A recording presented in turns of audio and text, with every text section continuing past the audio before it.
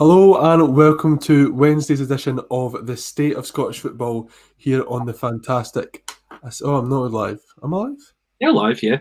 It says an error occurred on my screen, but it's saying live up there, so we're going to go with it. But I can see the numbers coming in. That just ruined my fantastic intro there. So, you know what? I'm going to start all over again so it never happens. There we go. Hello and welcome to Wednesday's edition of the State of Scottish Football here on the fantastic A State of Mind network. We're live on YouTube, Facebook and Twitter. As I've now established, we are live and we're ready to dive into the weird and wonderful world of Scottish football. I'm Sean McGill, and helping me to do just that is Jack Donnelly. How are you this evening, sir? I'm doing well, mate. I'm doing well. Can't complain. I've just spent a lovely afternoon with yourself and a couple of our Energy Sport colleagues previewing the upcoming Championship League season. Something we're both very, very excited and invested in. So I'm invested, excited, I don't know. Yeah, well, I'm at least. I was saying to you before the show that I'm liking how your pink top can meshes into our beautiful background there. It's just like me a lot of the time, Sean. You know, I just tend to fade into the background of the bigger. So yeah, that's a good way to do it. Actually, just trying your best to sort of hide from the forefront. Do you have that strip? I feel like you might, or is it the purple one you have? I don't know. I wanted to get it, but the score draw that usually does the kind of replica ones, they hadn't done that strip or the pink and blue one. And by the time the Euros had come around, I hadn't found another source because it's something I would wear probably on a regular occasion. So if I can get it on it. It's quite you. Whereas, see, because I'm so pale, I tend to go for these sort of just more boring colours. That's what I do. So it's not very exciting for me. What is exciting though was news that broke this morning that former Manchester City and England goalkeeper Joe Hart could be on his way to Celtic. With renowned football transfer journalist Fabrizio Romano reporting this morning that the Parkhead club had entered talks with Tottenham Hotspur over the signature of the 34-year-old. This is the State of Scottish Football. We'll be talking about all over Scottish football, but this is a big story today. It'll be 6:15 if anyone's here for the AXOM pre-match bulletin for Celtic's game with Michelin, and then the times after that will be back at 7:30 for the half-time one and 8:30ish for full-time reaction. And I'm sure people will know that they need to get subscribing to A State of Mind to get entered into the monthly prize draws with this fantastic prizes on offer. So if you haven't done so, please do that. But we're taking a sort of general Scottish football look, but we're starting today with Joe Hart's potential move to Celtic. And when it's transfer news, Jack, I'd like to ask for our initial thoughts. I feel it's a good gauge to sort of how you felt. Of course, this was rumoured last summer as well when he was a free agent, but now Celtic in talks with Spurs coming from a pretty credible source. So what do you make of this move? I mean, the initial thought when I first saw that Joe Hart was linked, I thought, well, at least they're addressing an area of concern for the club. I mean, I don't think anyone in the stream just now would have anything to say on Barkas. I'm sure there would be no reaction to him and his performances whatsoever. But reading into it a little bit more, it's seemingly to me just a bit of a short-term fix for a long-term problem. I feel like Joe Hart, while he's a decent player, and he definitely was back in his day, he's not the keeper he was 10 years ago. I mean, you think of him when that Manchester City side started to dominate English football, towards the start of the 2010s, he was fantastic, making it in all sorts of team of the seasons, team of the years, everything what you would have. And then he was great with England as well. He was their well-established number one for many, many years. But he just has nosedived a little bit since he went abroad. He went to Torino, I think it was, in Italy for a loan spell, and ended up a number of other clubs dotted around Europe. He's just not really hit the same lights. I mean, I'm sure there's still a player in there, and I mean, goalkeepers, they tend to age a lot slower than their outfield counterparts. So he still could be a fairly shrewd signing, especially if he comes in for a very minimal fee. But again, I feel like it is just that short-term fix rather than addressing a long-term concern for the club. And as always, we're very keen for your comments. There's some good ones coming in just now. Lanky67 saying, I'm not too keen on Hart if he does join, but I think he could help Barkas and Bain out, especially with his experience. And Strangely the Doctor saying, appealing to the club, saying, Celtic, please don't sign Joe Hart. He doesn't fit the Ange sweeper keeper style. Who is even considering him as an option. You kind of alluded to it there, Jack, that goalkeepers maybe sort of age a little bit slower, but I don't think he's started a league game in over 2 years, has Joe Hart. Can goalkeepers kind of forego game time concerns? Can they come back into the team and still sort of I guess brush off that rust a bit quicker than outfield players might be able to? Or do you think that's a genuine concern that Joe Hart, should he join Celtic, he wouldn't be up to speed straight away, that it would take time, and that's maybe something that Celtic don't have? I think it's a prime concern, especially for a player in his position as a goalkeeper. He might not necessarily need the same physical fitness as an outfield player, but he needs to be a lot more match sharp and switched on, because realistically, you're the last line of defence for protecting that goal and protecting a lead potentially. And realistically, winning games, he can win games with an excellent goalkeeper. We've seen that for the entire history of football, realistically. So that all kind of comes from his ability to remain switched on in these big occasions and not just kind of lose sight of things or lose concentration for a split second, even if the ball's halfway up the pitch and attacking the opposition box. Look at Davy Marshall in the Euros against Czech Republic. He wandered up the pitch when they thought, it's going to be an easy attack. As soon as it breaks and Patrick Schick hits it from 50 yards, he's left sprinting back. I'm not saying something like that would happen with Joe Hart at Celtic. I mean, Stranger Love the Doctor saying there he doesn't fit that sweeper keeper style, so he wouldn't be venturing far out his penalty area, I'm sure. But he still would need to be switched on at all times. And considering how poor Celtic were from set pieces a lot of the time last season, he would need to be very, very switched on, considering the weaknesses Celtic have shown in the season prior. And I'm just not sure the lack of matches will have helped him to maintain that match fitness. Sean Mack coming in there to say Hart can't play out from the back. That's why City shipped him out.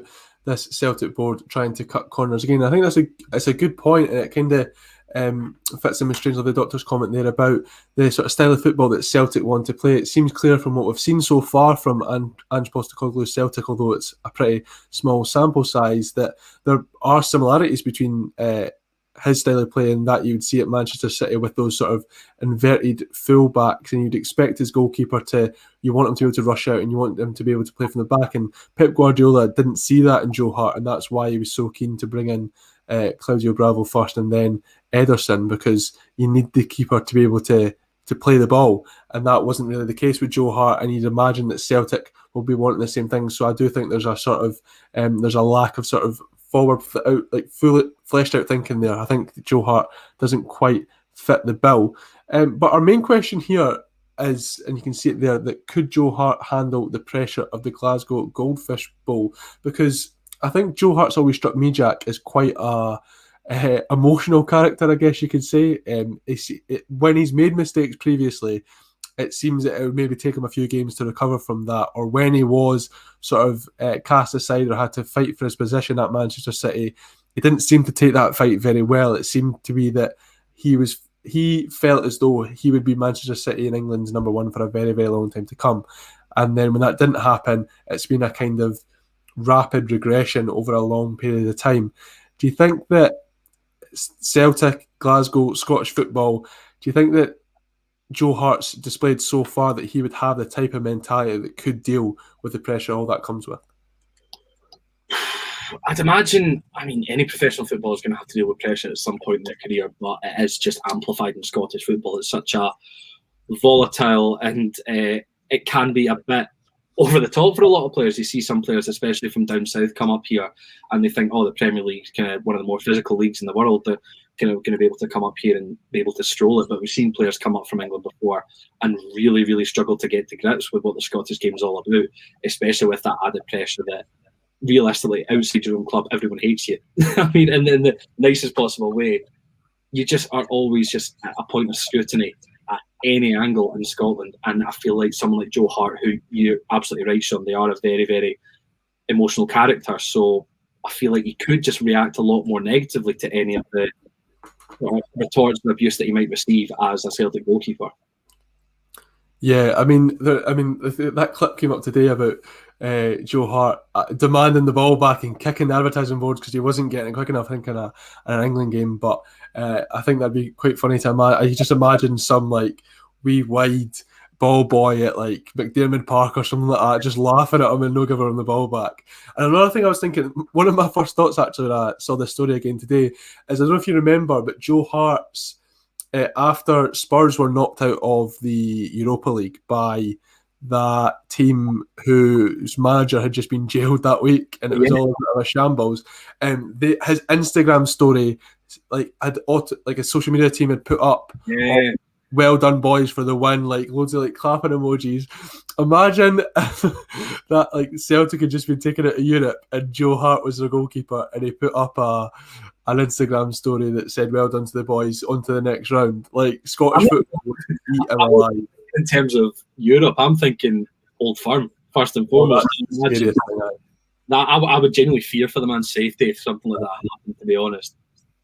It's Scottish football is pretty intense, as we know, and I think that I don't know. Let's look at some of the comments there. Shoot them for a pass back. I don't know. Shut that all together there. Hart better than anyone in Scottish football. Do you agree with that, Jack? Ross Doohan's a better goalkeeper. I'll back that. From his time at Ayr United, that's all I needed to see. No bias at all there. Oh, not at all. No, of course not, mate. You know me. Alan McGregor's a fantastic goalkeeper. Oh, yes. But Alan McGregor's not going to get signed by a team like Spurs. That's the thing that, to me, because based on what you've seen over the last few years and what we witness, you would say Alan McGregor's a better goalkeeper. But you have to think about levels and you have to think about comparisons. And Alan McGregor's never played anywhere near the level that Joe Hart has in his career. So you've got to sort of, it's hard to tell sometimes because you want to base it off what you see with your own eyes. But of course, there's that the external factor of different divisions, different levels, and that sort of hierarchy in football where you can't really put them on the same pedestal. It's tough to gauge, isn't it, Jack? No, absolutely. I mean, it is quite easy to say that because we've not seen any of him, and you're right, he's not started a league game in over 2 years. We could just say, well, we've seen Alan McGregor play just about week in, week out, apart from the spell at the start of last season where it was McLaughlin, and he's proven himself as easily the best goalkeeper in Scotland. And there were a lot of calls for him to be recalled, redrafted into the international squad for the Euros this summer. So you would probably, on merit and just recent performances, say that McGregor's been better, but you're absolutely right. Hart has been training and preparing and playing at a high level for the majority of his career. So it would just kind of depend on how you would view a player in terms of whether you base them on the level that they've played at and the pedigree that they've got behind them, or where they currently are. Because I think on current playing style and current time on the pitch, McGregor's a better keeper. Yeah, it's an interesting debate, isn't it? State Scottish football contributor Cameron Wonsell coming in there to saying in the few games he did play for Burnley and Spurs, he didn't look confident at all, wouldn't manage at Parkhead. I think I agree with Cam there. You said it in your first answer, Jack, that this shows that Celtic are in the market for a goalkeeper, that they're looking to address the problems that they have. Do you think that's the right approach? Do you think that it's right that they should be in the market, considering they only spent sort of maybe just a year ago, they spent about £5 million, £4 million on Barkas, and they've got Scott Bain there as well. Do you think they had to go into the market for a goalkeeper? And if so, is this the right approach to go for a 34-year-old who hasn't played much football over the past couple of seasons? I think yes. I will say that they definitely needed to. I think it's absolutely an area of concern that they needed to address. The one thing that I will say, the one thing I'll almost compare it to, not on the same level, of course, but when Chelsea signed Kepa Arrizabalaga, and after 1.5 seasons, there were instant regrets, and people were saying Chelsea needs to sign a new goalkeeper. It's almost a similar situation after Barkas' performances in Scotland, and we've seen him recently. It's just, I mean, everything's been covered on Barkas. We don't really need to add more fuel to that fire. But it's clear to see that he cannot be the man to get Celtic's rebuild on track. And I think their approach towards Joe Hart as like that 34-year-old coming in, he might be past it, he might not be. I think it might have a lot to do with the market, just in the sense of, are there other goalkeepers available? Are there other goalkeepers that Celtic could go for at a price point that would suit them? I think Joe Hart, I'll stand by it, he's a short-term fix, and I know I'm going to sound like a broken record, but he absolutely is. I think it could come down to just that short term, and the fact that there's not really any other suitable goalkeepers that Postecoglou, the board, whoever it would be, are identifying across Europe or beyond just now. Interesting comment coming in there from Gary Steele. He's played in England with Man City and #1 goalie and World Cups with England, and you want to know if he can handle it. And maybe that's a fair point. Maybe we do hype up the pressure of Scottish football because we're in it. So yeah, I guess people would be looking externally looking at this question and thinking, I'm sure that lots of people in England would look at that and think, of course he would be able to. But I guess this is the state of Scottish football, and that's how we see it. But we're here for a good debate. That's the idea. Let's talk a little bit about the game, sort of generally. I mean, it's the first episode of the state of Scottish football where we can talk about a Scottish team being in action that night, and of course, it's Celtic's trip to Denmark to take on Michelin. Celtic were going very well in this first leg, Jack, before Near Beaton's sending off, and then of course. They got the equaliser, did the visitors. Barkas has been dropped for this game. Do you think that's the right call? We did just talk about him. Is Scott Bain better suited in this game? It's tough to say in terms of the game itself, but I think probably the smart decision was to drop Barkas just in any way, shape or form. I wouldn't be surprised if it's Bain over Barkas this weekend against Hearts for the same reason. I think Barkas just has shown to Postecoglou now that any experiment with trying Barkas at #1 is over and done with, and that he needs to either look elsewhere in the market or prioritise Bain over Barkas as in #1. And speaking of sort of players who are coming in and out of the squad, it could be Edouard's last game for Celtic, according to reports. So obviously, there's a lot of chat about him going over to either Brighton or Crystal Palace. If this is his last game, do you think that he's the type of character who'll be determined to go out on a high? Do you think he will want to sort of really impose himself and leave a lasting memory at Parkhead? Or do you think it's going to be more of a sense of perhaps sort of preserving his fitness and making sure that any move to the Premier League happens without a hitch?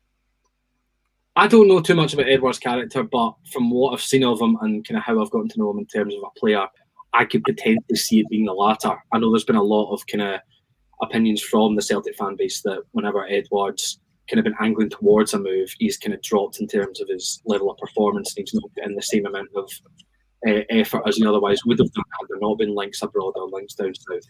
So I feel like it could be a bit of a, I don't want to say anonymous performance, because Edouard's the kind of player he can score at any time. Obviously, he's a fantastic finisher of the ball, and he has been for a number of seasons up in Scotland for Celtic. But I feel like tonight, if it is to be his final game, it'll be a fairly subdued farewell if it is to be one at all. And what do you make of that Celtic defence this evening? Because it's getting a lot of people talking online. You definitely wouldn't describe it as the most experienced back line. No. Tony Ralston's at right back, Greg Taylor at left back, and it's a centre-half pairing of Dane Murray and Stephen Welsh. Michelin did a good outfit. We saw that in the first leg, and we've seen that in Champions League campaigns prior, including last season. So do you think that if you were a Celtic fan, you'd be concerned looking at those defensive options this evening?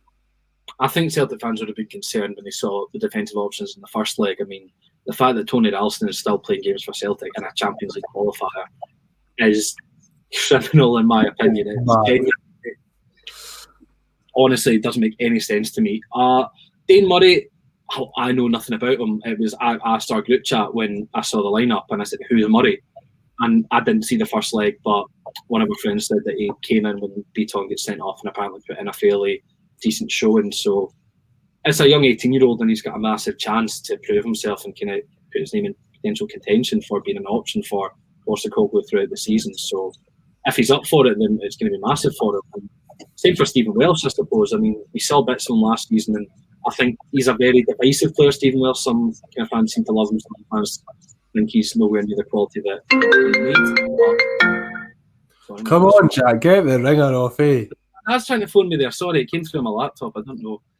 Is that somebody with an opinion on Stephen Welsh? Just sort of like, well, they wanted to put it out there since you said he's going to be my dad is a Celtic man, so I wouldn't have been surprised if he's phoning up just to say why Barkas should have been dropped ages ago. But yeah, it's a big occasion for Welsh and Murray, and Greg Taylor. I suppose he's there as well. I don't really. You probably have more of an opinion on Greg Taylor and I would, come on and find yourself. But well, Greg Taylor's the elder statesman of that back line. It's important to say that Greg Taylor's the elder statesman, isn't it? 24 years old or something like that, Greg Taylor, 25. I mean, I like Greg Taylor, but I do share some of the thoughts of Celtic fans that he has the potential to be a Celtic player, I think, with the right coaching. But you would maybe want a more sort of like a stronger option there to start games and really break teams down, because obviously that's usually the main aim of Celtic's game plan. Finally, Jack, before we move on from talking about Celtic, what's your prediction? Do you think that they can get through this tie tonight and progress further in the Champions League qualifying stages? I said it last night on my episode with Stu and Garvey on the Tuesday edition of the State of Scottish Football. I do like to remain as positive as I can with the Scottish teams in Europe, just for the benefit of Scottish football as a whole. So I would like to see them get through. I think it's going to be a really tough test, but I mean, if they seem to be on top in the first leg from reports. I mean, before they went down to 10, they seemed to be on top. So I'll back them to get through. It will not be an easy job whatsoever. Yeah, I mean, I've always said, well, not always said actually, because it defeats the purpose of what I'm about to say. I believe that part of growing up, Jack, is being a non-Old Firm fan and not minding them doing well in Europe. I'd like to see Celtic do well. I'd like to see both in the group stages of the Champions League, if that's a possibility.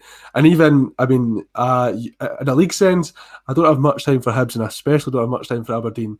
But I would love to see them do really well in the Conference League, and I hope St Johnstone absolutely batter Galatasaray. And just 32 minutes again, just a 1-0.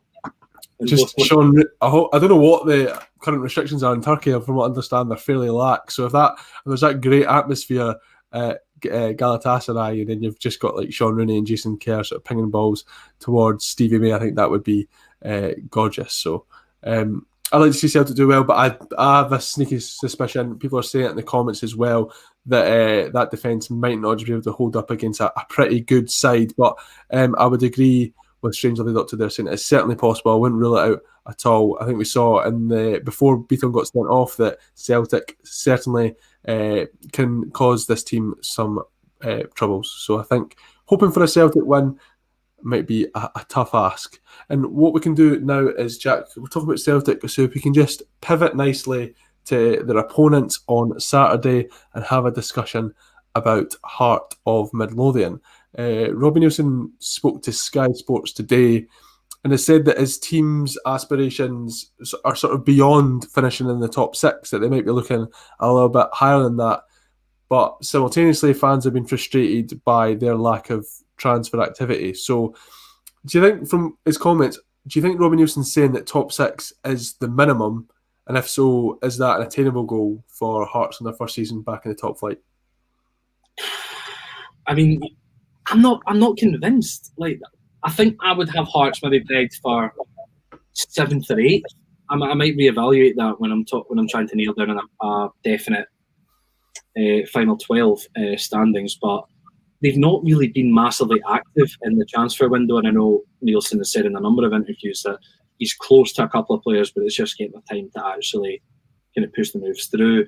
But I think it's a squad that does need to have players added to it. I think it's fair enough to think that a club of Hearts size coming back up from the Championship are probably right in targeting that kind of top 6 finish. And Gordon Forrest had come out as well and said that they're really targeting a European place, but it's whether they can kind of get one over the likes of St Johnstone or Hibs or an Aberdeen to be able to do that. I'm not entirely convinced that they will.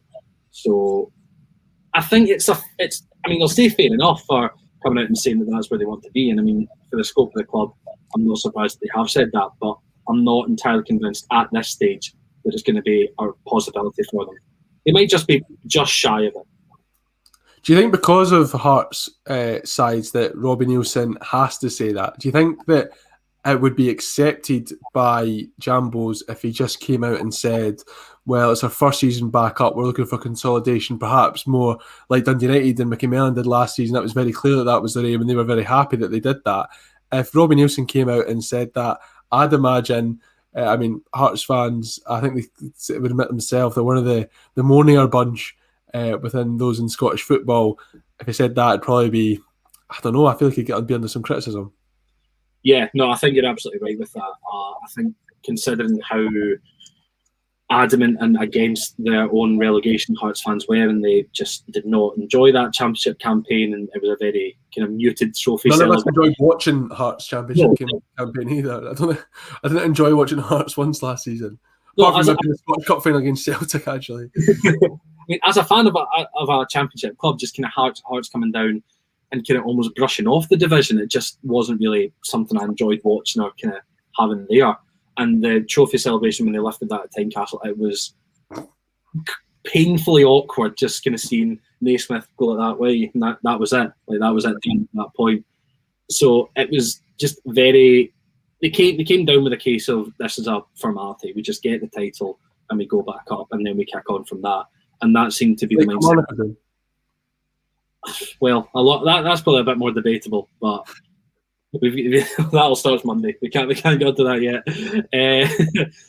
So I think that was the kind of same mindset that a lot of the fans took, and I can see them wanting kind of reparation, and just they would have wanted the club to have planned for the return to the Premiership this season, because everyone will have thought we'll come back up, whether it be a title which we're expecting or through the playoffs, which probably would have been a failure in terms of the season. They would have wanted to get back up, but they would have wanted to do it automatically with the title. So yeah, I think Nielsen probably came out to kind of put minds at rest and say we're going to be challenging for top six, and that's probably being accepted by the Hearts faithful, certainly. Yeah, but I mean, it's a sort of double-edged sword, because he's saying almost that top six is a minimum.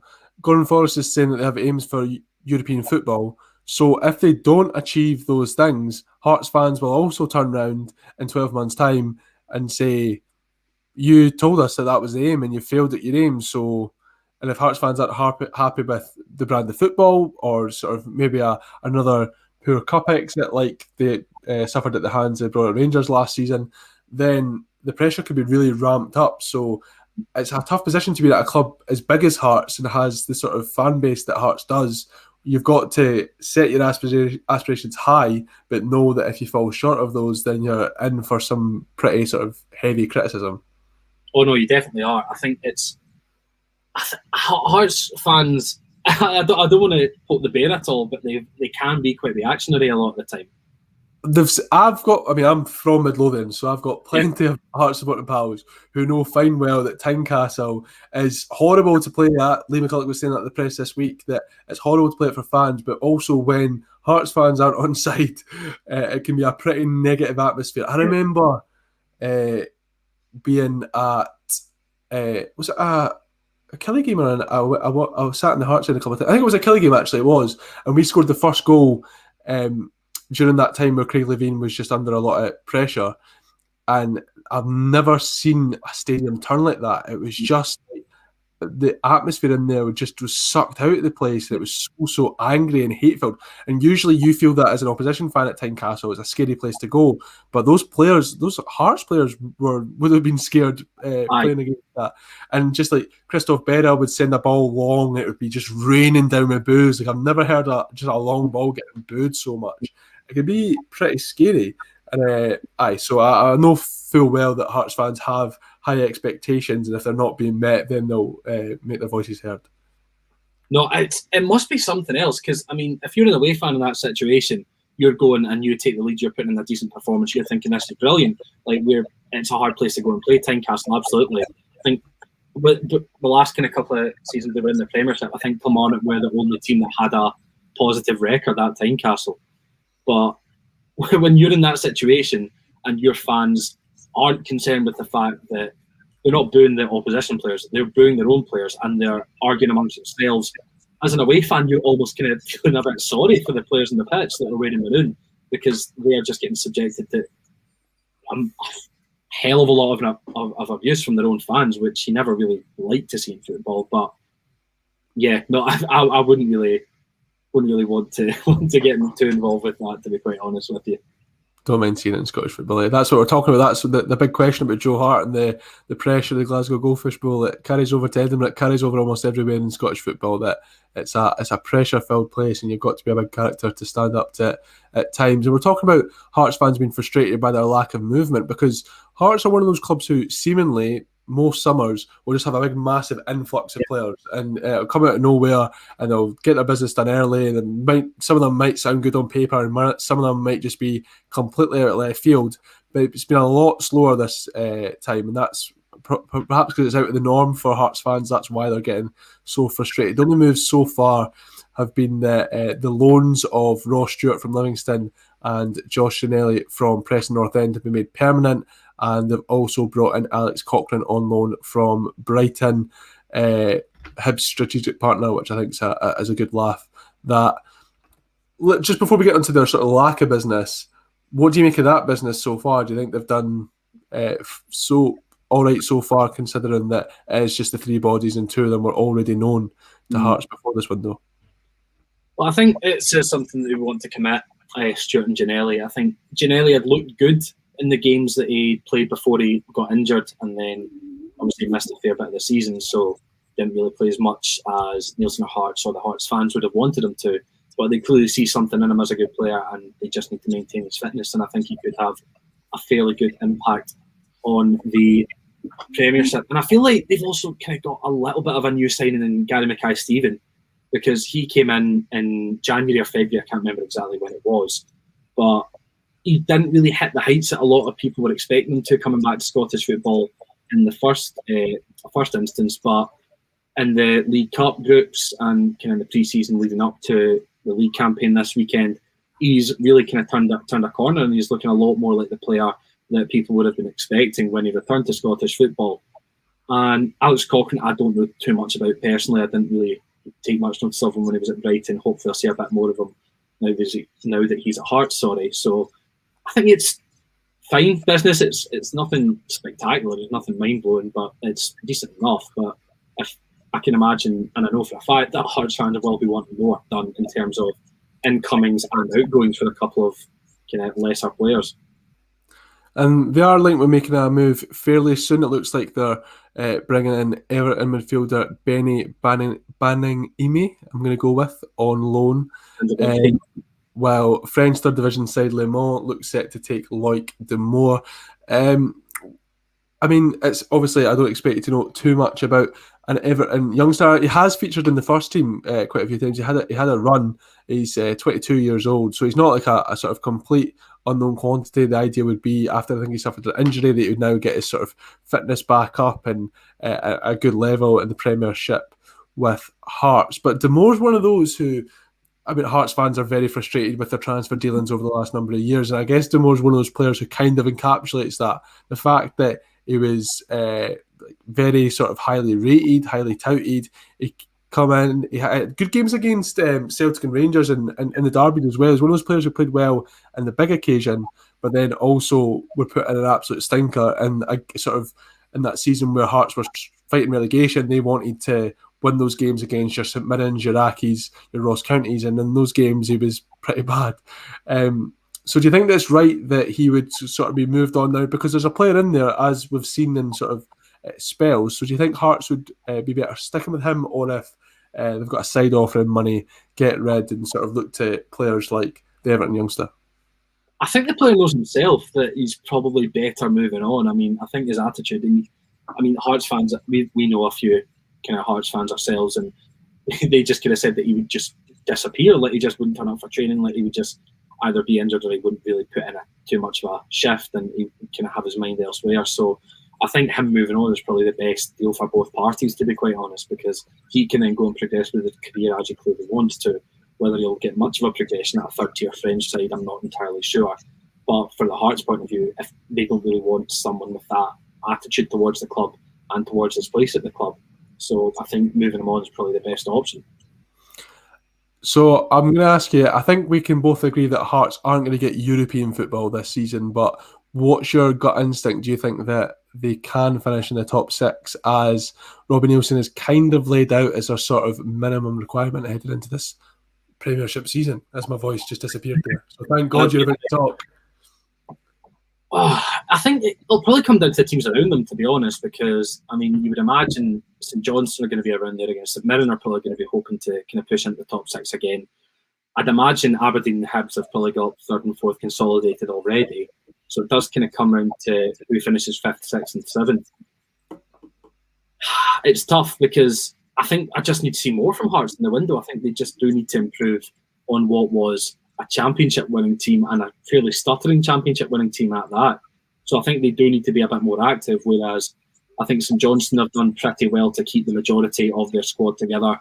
I know there were a couple of fairly noticeable moves out. I think Guy Melamed was one, he was let go, and then I don't exactly. I'll have a quick look to see what St Mirren's activity is. I mean, they lost Jake Doyle-Hayes. St Mirren have become Kilmarnock. Of course, they already had Eamon Brophy. His moves permanent, but Greg Kiltie, who I think on his day is a very good Scottish Premiership player, and of course Alan Power, who was probably one of Kilmarnock's better performers last season. Not that is saying much. So I think if you're going to talk about St Mirren, I think it's more important that the buddies hold on to the players who performed so well for them last season, which we're going to talk about in our next segment, rather than adding too much, although a goal scorer probably wouldn't go amiss. But perhaps they see that name in Brophy. Yeah, no, potentially not. I mean, you did a good piece for Energy Sport, a profile of Eamon Brophy, just talking about the style player he was, and you were frustrated with him a lot of the time at Killie. He seemed to hit the post in the bar more than he actually found the back of the net. So I think if St Mirren can get a good goal scorer, I think Jonathan Abika, he's obviously away now, so I think someone else in to get the goals, and I think they definitely could make a realistic push for the first ever top six finish, as they were so close to doing so last season. I'm saying that Hearts don't finish in the top six. I'll have both Saints above them. And I say that it'll be 7th place for the Jambos. Speaking of Jambos, we've got one in the chat there. He's back again, Cameron Monstill. Hearts for 5th, 6th is a realistic target. Anything less is poor. Anything more is brilliant.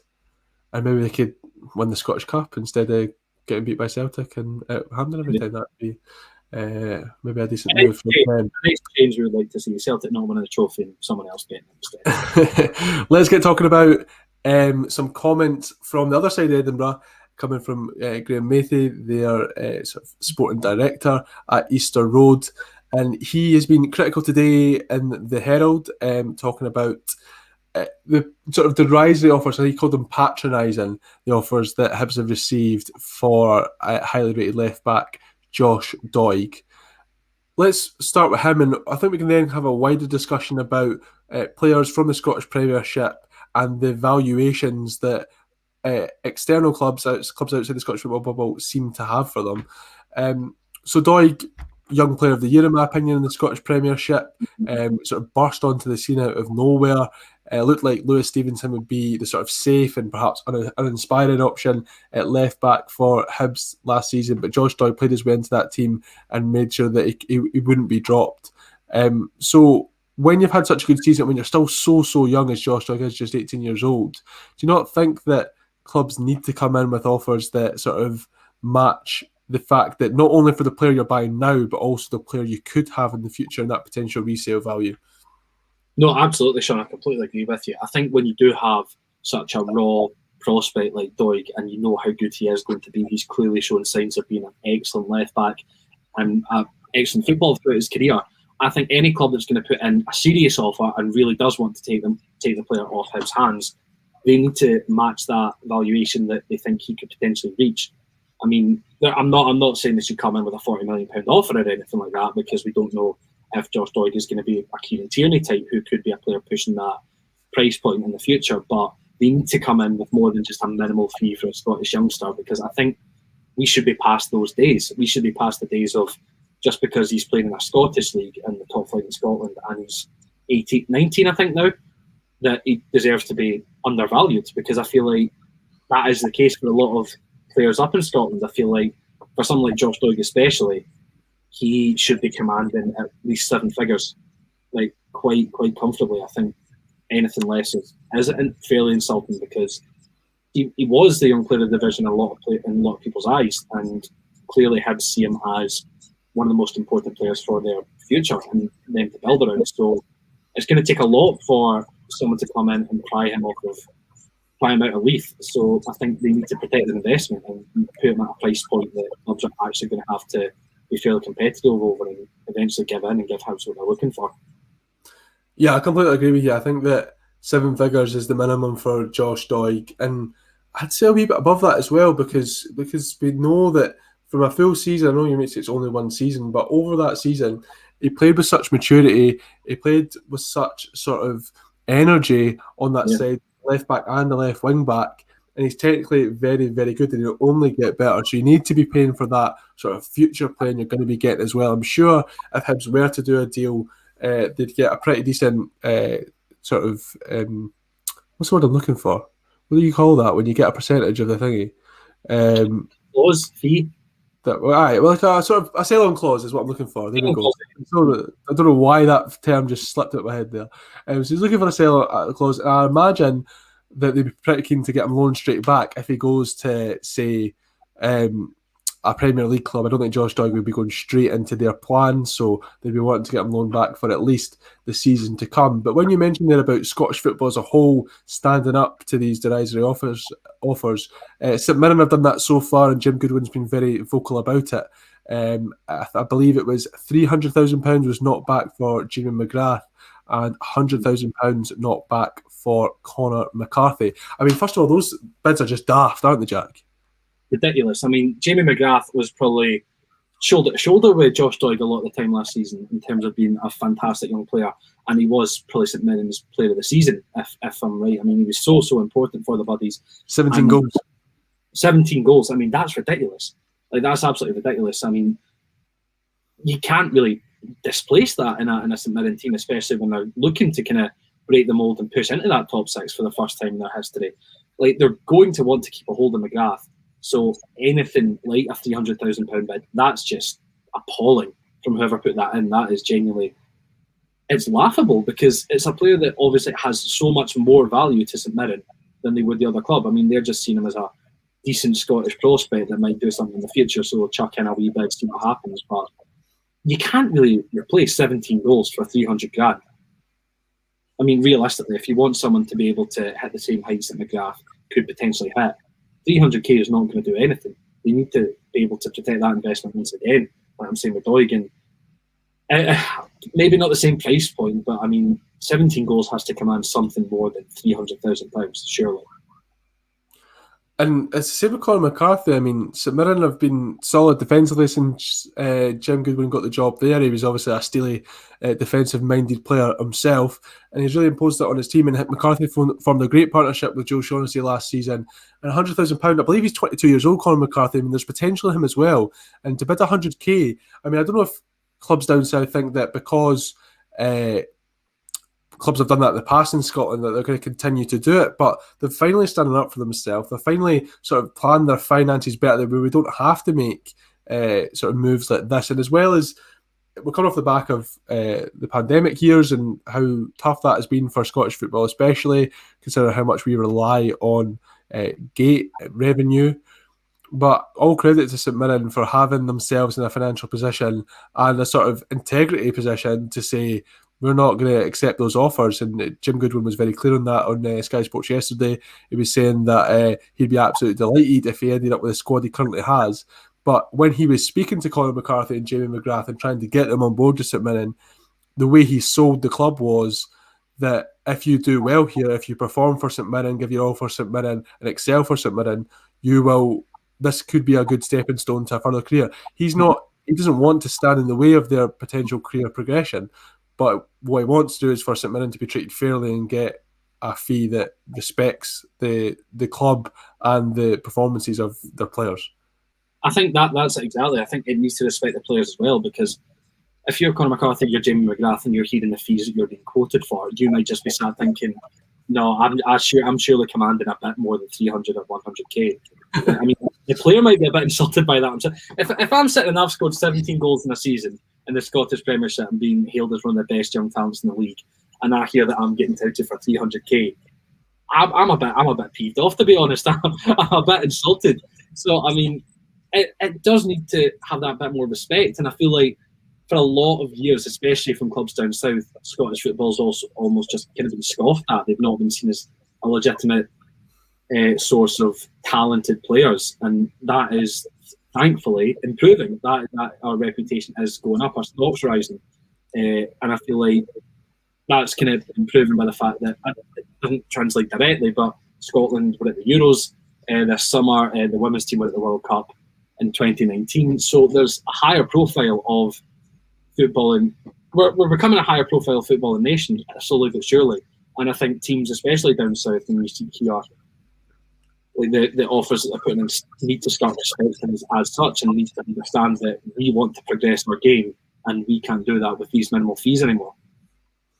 Yeah, absolutely. And I think that I don't want to get too political, do I, Jack? But I've got a Brexit, of course, sort of.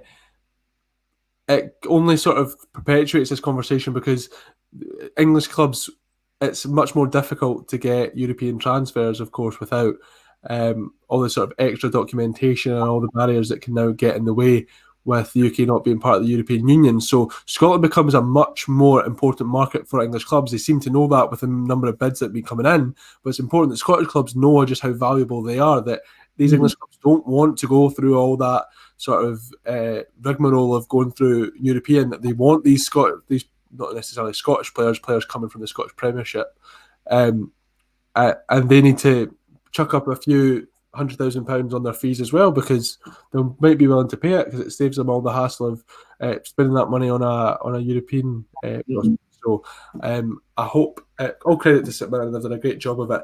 But the alternative, Jack, is that clubs perhaps let these contracts run out. Club players in the Scottish Premiership are usually looking out with the Premiership, or at least to Celtic or Rangers. So they want to make these moves to try and progress their career. And we've seen some players sort of just run their contracts out and then make what we might perceive to be pretty underwhelming moves. I mean, the first of those was Alan Campbell, who went to Luton Town. Of course, he was fantastic for Motherwell in that midfield, the 22-year-old, so much bite and energy and attitude, and just a sort of throwback central midfielder, box to box, a lot of quality technically as well. And to go to Luton Town, a championship side, a sort of Midland championship side, on paper isn't too bad, but it's just, is it the name? Is it the fact that Luton Town not a particularly sort of sexy name? If it was Nottingham Forest or Birmingham City, who are probably in that same sort of, just because they don't have perhaps much Premier League pedigree, you're thinking Luton Town don't suit Alan Campbell? Or do you think that it's a genuine concern that young Scottish players / players from the Scottish Premiership aren't going to the sort of level that they should be upon leaving the Premiership? I think it is a bit of a concern, because if you have a player like Alan Campbell and he's set up at Motherwell and he's thinking, I don't see my career progressing much up here, and I think it'll be better going down to England, he could end up playing his socks off and commanding a big fee from a bigger club. But he could alternatively just see, I'll let my contract run out, go to a smaller side in England, and then progress myself from there and angle a bigger move from a club in England, because I might have more eyes on me from that point of view.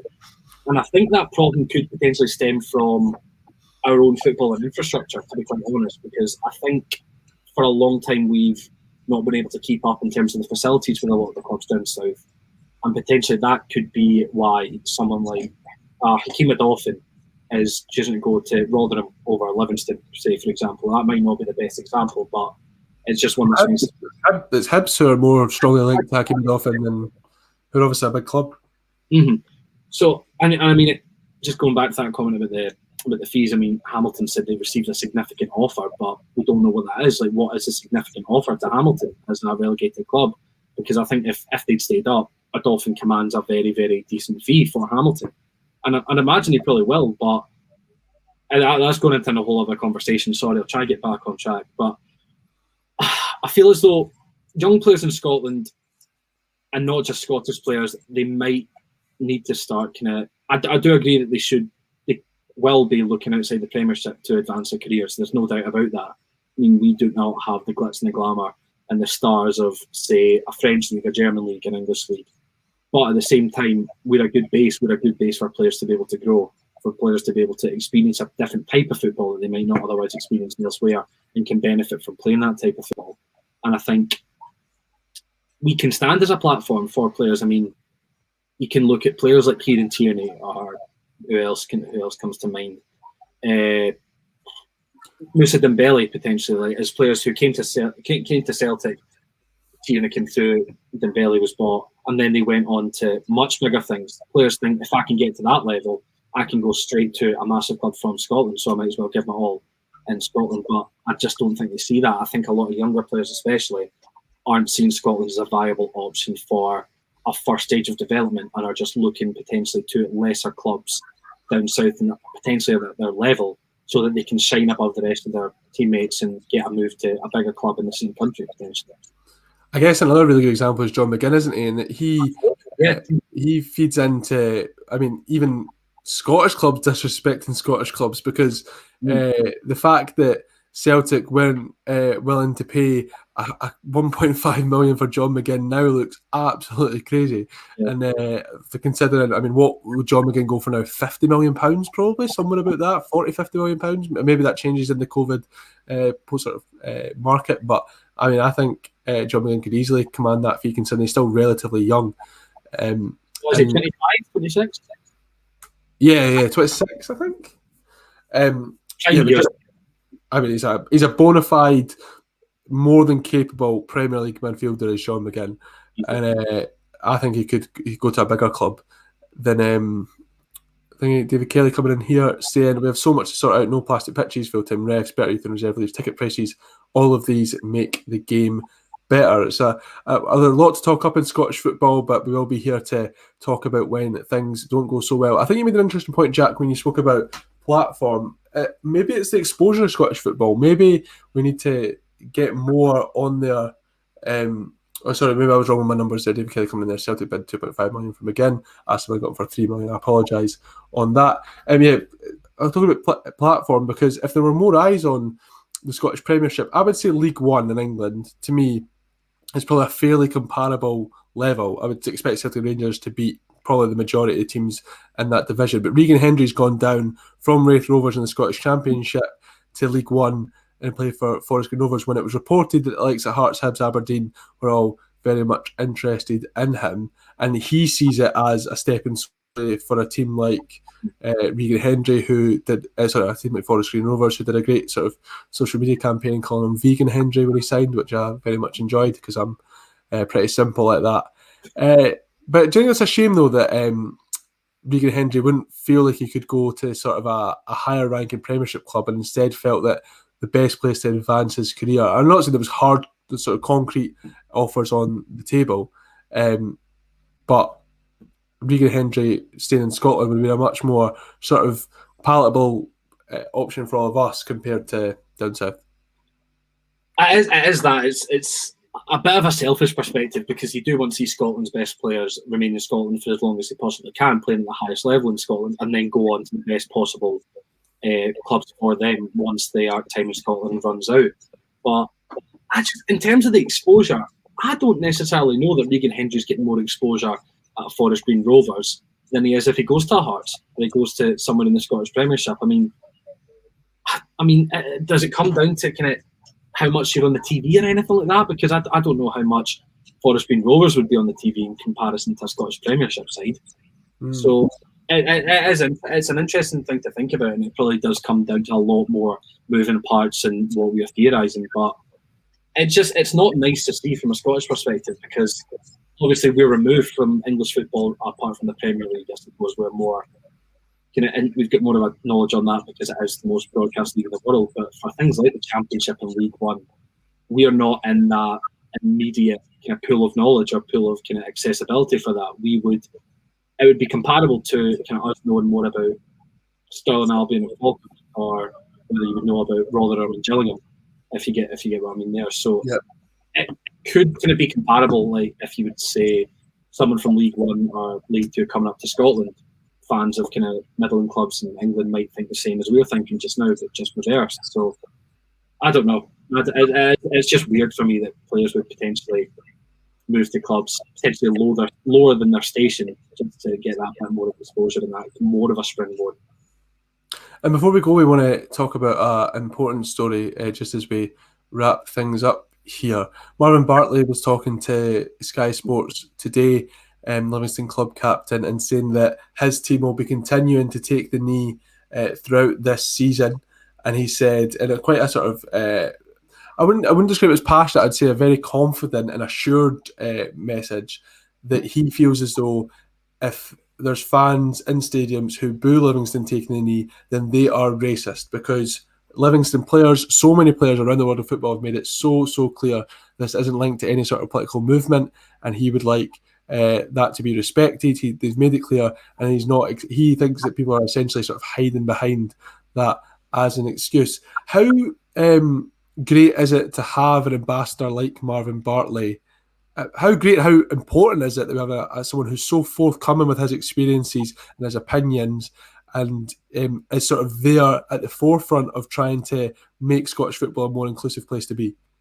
Oh, it's massive. I think what Marvin Bartley's been doing in terms of this whole campaign and being able to speak out against racism and just speaking for inclusivity and equality is massively important for Scottish football, and he's doing an absolutely fantastic job at doing so. And it boggles my mind, because I went and watched the video clip on Twitter at Sky Sports Scotland, and some of the replies are just like, you've got people saying absolutely spot on, can get behind this, definitely, but you've got people saying things like, if they deserve the right to kneel, I deserve the right to boo. Like, I just can't get my head around people with that mindset. Like, it's people would potentially claim that, oh, I'm not booing why they're doing it, I'm booing the knee in the first place, but they've come out and made it clear that they're taking the knee as a show of equality and a show against racism, homophobia, whatever you would want to say. So surely if they are booing the knee, they are then booing that because they're taking the knee for that reason. So as much as it's exactly what Bartley's talking about, the hiding behind the political side of it, when at the forefront of it. Yeah, I mean, contestant in the comments there, I don't know if you've seen that, replies on that Sky tweet were vile. They absolutely were. I mean, it was really demoralising to me to see that there were seemingly more negative comments on that tweet than there were positive, and it just kind of shocked me, because I thought we were progressing to the fact that people are becoming more inclusive, and I'd like to think that as a society every day we are, just even out with football, we are becoming more inclusive and just eliminating racism, homophobia, xenophobia as much as physically possible. But just seeing those replies, it gives more strength to the argument, and it gives more necessity for people like Bartley and those around them to be speaking up and taking these actions.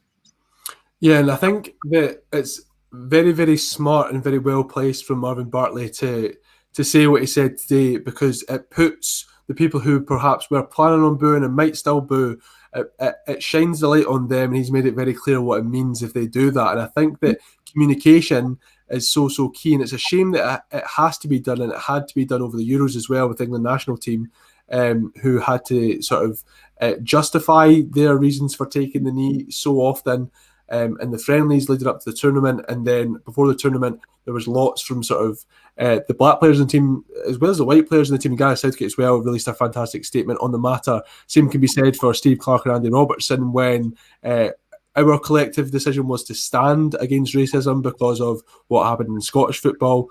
With the abuse of Glenn Kamara in that Europa League game against Slavia Prague. That was what changed in Scottish football, and that's why teams started standing against racism. But for that game, we would show solidarity with England and take the knee. And Scotland didn't communicate that very well when they made the initial decision. They changed their mind, they got the communication right, and there was great statements from the captain and the manager. So Bartley being at the forefront and putting himself out there and talking about these things, it's a shame that we need to talk about them. It's a shame that you need to sort of specify why you're doing something, because it's your individual decision to do it. But I think that putting himself in the firing line like that, like he's done so many times, even before the Black Lives Matter movement, Marvin Bartley was speaking out over stuff like this. Yeah. So all credit to him, and just the communication in clubs makes it so important. And hopefully it's something that gets out of Scottish football society as quickly as possible. That's all from us on this episode of The State of Scottish Football. Thank you to everyone who tuned in. I'll be hastily heading to the telly and watching Celtic in their Champions League qualifier. So I want to say thank you to all for watching. Thank you to Jack Donnelly for joining me, and make sure to check out The State of Scottish Football tomorrow evening with Struan Garvey and Cameron Wanstall. And we'll see you again very, very soon.